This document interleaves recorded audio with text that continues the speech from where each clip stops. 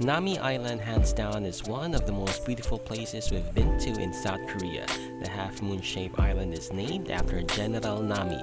It is a favorite location for K-drama movies and TV series, given its stunning natural landscapes, wide open spaces, and charming art and cultural installations scattered everywhere. It is a wonderful spot for cycling, slow walks, picture taking, and just enjoying the beauty of nature. Some of the island's many offerings include tree-lined paths, seasonal flower gardens, and peaceful lakeside views that truly capture the many wonders of Korea.